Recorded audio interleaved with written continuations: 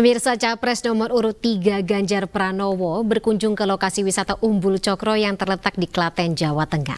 Dalam kunjungannya, Ganjar menyempatkan diri untuk menyapa warga dan berdialog dengan para pelaku usaha di lokasi tersebut.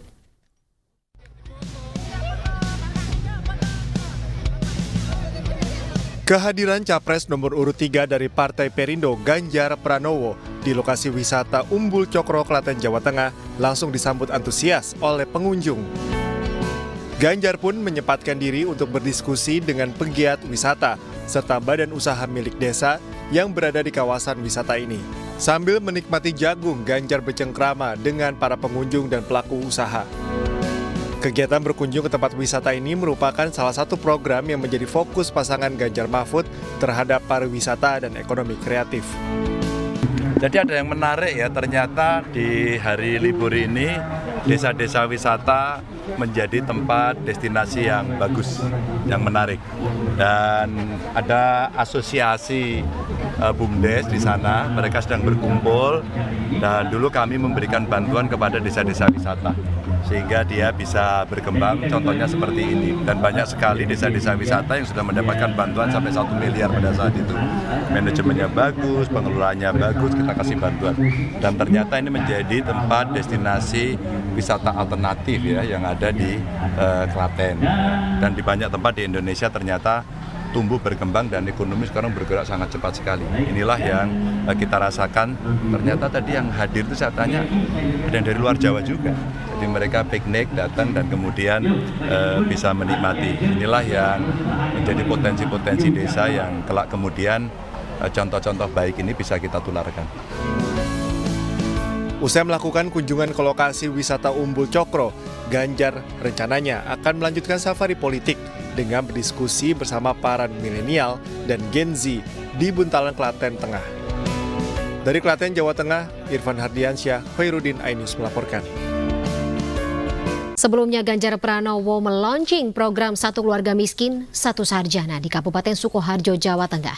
Peluncuran program tersebut merupakan bentuk realisasi upaya pasangan Ganjar Mahfud dalam menuntaskan kemiskinan di Indonesia.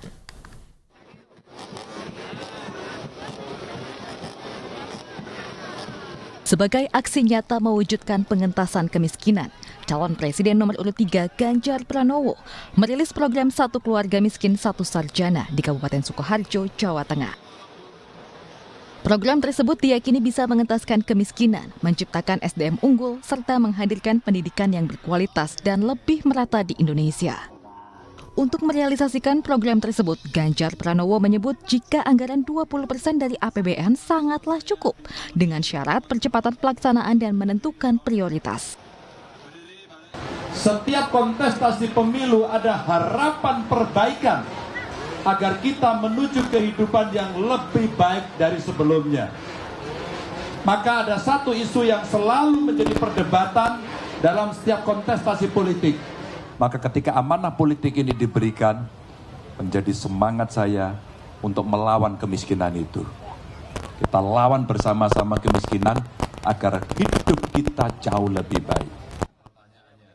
Tak hanya itu, bonus demografi yang didapat Indonesia tahun 2024 juga menjadi momen tepat untuk pelaksanaan program Satu Keluarga Miskin Satu Sarjana.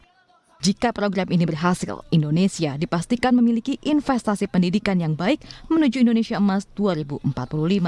Tim Liputan iNews melaporkan. Sementara sang pendamping, calon wakil presiden nomor urut 3 Mahfud MD bersilaturahmi dan berdialog dengan ulama serta santri pondok pesantren di Sukabumi dan Cianjur, Jawa Barat. Kedatangan Mahfud ini bukan untuk berkampanye, melainkan silaturahmi kebangsaan. Di hadapan para kiai dan anjengan anom ke Sukabumi atau se-Sukabumi Raya.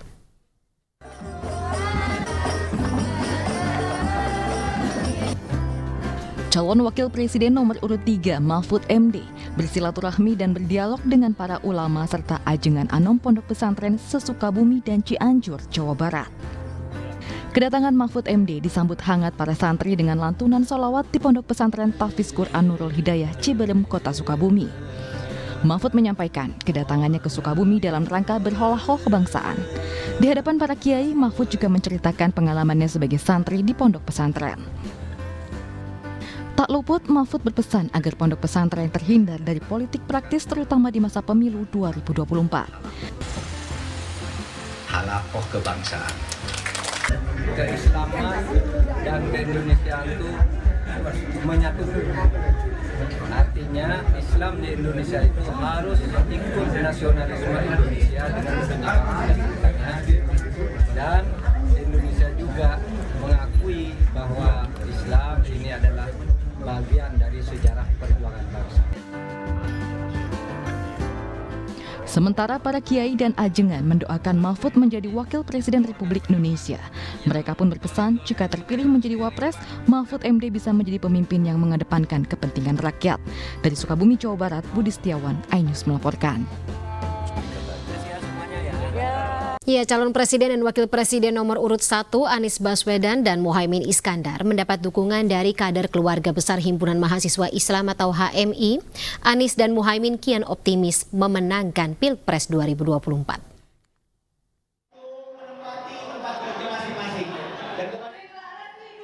Calon Presiden dan Wakil Presiden nomor urut 1, Anies Baswedan dan Muhaimin Iskandar semakin optimis memenangkan Pilpres 2024 usai mendapat dukungan dari keluarga besar Himpunan Mahasiswa Islam. Bertempat di suasana Lipo Kuningan, Anies Baswedan dan Muhaimin menggemakan jargon perubahan kepada seluruh kader HMI yang hadir.